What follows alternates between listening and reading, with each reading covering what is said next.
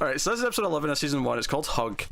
And we have a character who can convince someone to do anything. Again, it's kryptonite during the meteor shower. They got pinned down in a car. This guy can shake anyone's hand and convince them to do something. He can persuade them and they'll follow that order until they act it out or they're snapped out of it by some external interruption. And we see him like kill someone at the start. This guy's trying to stop him from building a plant in Smallville because he gets past all the zoning commissions and all that just by convincing he's an environmental protection something or other dude. Yeah, not the guy with the power, the other guy who's trying to stop him. Yeah, the guy who's trying to stop him. He's like, no, you ruin everywhere you go. Yeah, and he makes him jump out the window and kill himself. It's a pretty cool power, I'll be honest. Yes. I almost felt they didn't go far enough, though, because there's this fun stuff when he goes to meet... Because he wants to buy the farm, right? That's when he gets to Smallville, he wants to buy the Kent farm. And I actually really like this idea of, between this and then with Lex, of the idea of what happens when he can't get the person to shake his hand. Because Jonathan's got a glove on and it doesn't work, and he's like, shit. He has to find an excuse to, like, help me up, I've tripped. That he's manipulative. It's like, can you give us a hand? Yeah. And then with Lex, he's just like, no, Lex doesn't like you. He's never going to shake your hand. I almost want to call bullshit. Unless you let him think he's won. Yes, that's true. Yes. That's how it happens. So I guess that's okay. That side of the plot's okay, to an extent. The other guy, like Kyle, whatever his name was, who lived in the woods. I get why he was there, and I like the message that it's there for Clark. There's like, he's been a hermit his entire life, or since this happened, because he's different. He doesn't want to be part of the world. And of course, the ultimate message is, Clark, don't do what I did, because he sees that he's got powers, and he's like, don't do what I did. Be a part of the world, right? And it's like, okay, that's a good message. Although they had it so heavy that I admittedly they didn't know how long the show was going to last here, but they had it so heavy that I'm like, this feels like something you should do in the final season of this show. This message specifically. Does a little bit, doesn't it? Because he is hiding for another 10 years now. Exactly, right? This has to be more near the end of the story, not the first season. I mean, I guess it works in that he doesn't shut himself off. He never comes out about his powers, right? But yeah, he doesn't shut himself off from the world. He still is a functioning member of society for the entirety of the show. Yeah, there's truth there. But the whole thing with Whitney was tedious, which led to a lot of Clark Lana scenes. A lot. In fact, even before we get to Clark Lana, I have to talk about two of the worst foreshadowing puns in this entire show. One at the start of the episode, one at the end of the episode. Yeah, they were pretty bad. One at the start, they're on horses, and Chloe's struggling, and Lana's asking Clark, what do you see yourself doing with yourself in the future? Are you going to go be a farmer like your dad? And so on and so forth. Nah, no chance. So I don't know what I'm going to do. As long as it doesn't involve putting on a suit and doing a lot of flying. Yeah. You'd forgive me for thinking that was going to be the worst one in the episode. You would be forgiven, yes. But somehow they top this at the end when Lex comes to see Clark, and of course when someone uses their power to make them do something, they don't remember any of that time once it's so this is the first instance that someone discovers Clark and then forgets. This becomes a running thing. It does, yes. It happens far too often. But Lex gets used to try and kill Clark, and this is actually where we discover that Clark is bulletproof, even though we know that as an audience, but this is the first time he properly gets shot, because he gets hit, he's spraying machine gun ammo at him, so Clark tries to dodge, and I like the idea of this scene, at least, in terms of, it's a machine gun. He doesn't know. Yeah, and he's trying to dodge all the, and he dodges the first bunch of them, but eventually gets hit multiple times in the back, and we find out that he still gets bruised by them in this episode, so he's getting stronger still, because obviously eventually they're just going to bounce off him. Yeah, but I mean, this is fine, he's still developing. Yeah, that's a fine idea. I like the idea. Lex having the amnesia and forgetting that he knew, I hate. But he goes to the bar at the end, and he's standing with Clark, and they're talking about how these two guys were friends, Kyle and the bad guy. He's like, and then they split apart. And he's like, do you ever think we'll get like that, Lex? And first of all, even before the response, I'm like, why would Clark even ask that? What even motivates him to think, one day we'll be mortal enemies like those two guys? It's so forced and contrived. And then Lex responds, trust me, Clark, our friendship will be the thing of legend. Who refers to their friendship as being as a thing of legend in the future? I don't get it. An egomaniacal bastard like Lex? This dialogue is might be the worst dialogue of the show so far, this scene. Pretty awful. It's so forced. It's so forced. It is. Also, reminds me, Pete got the shaft. Because there was a point where Pete shows up in this episode. I was like, oh yeah, Pete's a thing. I haven't seen him do anything in a while. Mm-hmm. And then there was a point after he gets shot and he's talking to his parents. He's like, I got shot and it was my best friend who did it. Oh yeah, that's right. I'm like, what about Pete? Oh bastard. Oh, dude, yeah, that's pretty funny. And obviously, he makes Jonathan sign the contract and sell the farm, which is obviously just fixed by the end of the episode. But Jonathan's like, I don't understand. I would never do this, and everyone. But let's talk about the Lana scenes. These are We have to. These are torturous, right? So basically, while they're out in the horses, she falls off the horse, something happens, and when Clark comes to find her after the stream, he sees Kale over her, and it doesn't look that suspicious on its own. It's just kind of, she screamed and now he's standing over her. He kind of reacts a little bit, but Clark admits that afterwards, okay, he didn't really see him do anything, he could have just been checking on her, and he comes to his senses. But of course, Lana's aunt is like, oh no, I should be locked up in prison, everyone should go in. The whole idea being is that everyone just assumes he's a weirdo, therefore he's dangerous, and it's it's about prejudice, and okay, fine theme to be hitting, right? Yeah.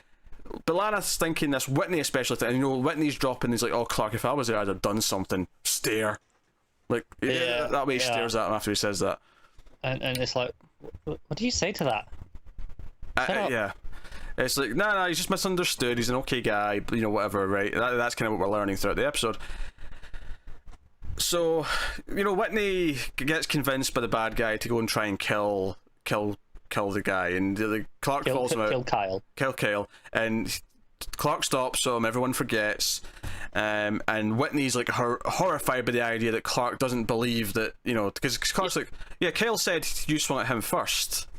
Yeah, no, this is the thing. So Clark gets there, and obviously we know he did swing at Kyle first. We saw that. But Clark gets there, and he just stops Kyle hitting him with the bat, and he steps in. Yes. Fair enough. And then afterwards, Kyle's like, hey, he swung at me first. I was defending myself, and people are not really sure what to believe, understandably. And then it cuts back to the back of the coffee house, and I think it's Lana and accusing him, saying, why are you spreading this stuff about Whitney that he that he went and attacked him? Why are you? And it's like, he's not the one spreading it. That was the other guy's story. You can't just discount that. Yeah, it's not like Clark's spreading anything. Clark didn't make it up. Someone said that. Honestly, I think the mistake you're looking at here is different than what the mistake actually is. I think what happened here, all that's happened is that Whitney told Lana what Clark said, and now that's what Lana's confronting him about. She just phrases it in a really weird, stupid way. That might be the case, yeah. Yes. That's not that's annoying. That's a problem. My problem with this is not that, though. My problem is, why are you spreading this about Winnie? You're always out to get him. You just don't like him. And last episode, the very last episode, was Clark ruining his own chance with Lana to stick up for Whitney, who was being a bit of a dick. But he was being a dick because his dad was sick, and he sticks up for him, and he put them back together. Clark put them back together. And the very next episode, Lana's like, you just hate Whitney. You just want to see him get, put down no matter what. And she goes, oh, he wouldn't hurt anyone. And Clark goes, well, he did tie me up in a field. Which is a good point. I think it's a perfectly fair response. And she goes, oh, you still not forgiving him for that? Is that what this is about? Is it about revenge? Lana, you are being a complete tool. If he wanted revenge, he'd have slept with you last week. Yes. Although this is a wholesome TV show, no one's having sex yet, Connor. Sure. Because I'm pretty sure there's going to be a big virginity episode with Lana at some point. That's going to happen. I'm sure that happens at some point. I can't remember what it was. I don't know. Cause it might not happen with Whitney, because if I recall, Whitney only lasts this season. Yeah, it's not with Whitney, but I can see it happening. Unless maybe it's just Clark and she's like, oh, I've done it before with Whitney. Maybe that's the thing that happens. But, maybe. TV show rules. Anyway, I don't get her. It's like, she's always annoying and terrible, but she's actively just incorrect in what she's saying in this episode repeatedly. Yeah. It's just awful. It's awful. And so there's also a scene where, to prove that he's got the power, Kyle, because Chloe's accusing him, and she's like, okay, prove it, make me do something. And you know where this is going, right? Even if you haven't seen it before, you know exactly what he's going to make her do.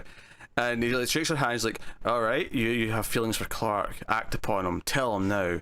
and he doesn't actually know she has feelings for him. He's just going for it. But we know she does. But we know she's. But the point is that his power, even if she didn't, would make her think that she did. So she kisses Clark, and he's all very awkward. He's like trying to fight away, not too hard. I mean, he is Superman after all. He could push her away if he really wanted to. And then she realized what she'd done. It's kind of awkward. And she almost looks as she feels violated, which really just made me stop and like have a dark real life like moment. Yeah. Given the real life, future for Allison Mack, but it's okay. The scene on its own is a fun way to prove the point. Yeah, it's a classic staple of these sorts of things. Yeah. Make her kiss someone. Yeah, easy enough. So. Yeah, I mean the core ideas behind the message it wants to say are fine, but it's so infected with this weird jealousy and fighting stuff. And even though it's not as terrible as the first scenes with Lana, the scene where they make up later on, even the scene where she tries to make up is like, and then it's like, and he's like, "Wait, you came here for me to apologize?" No.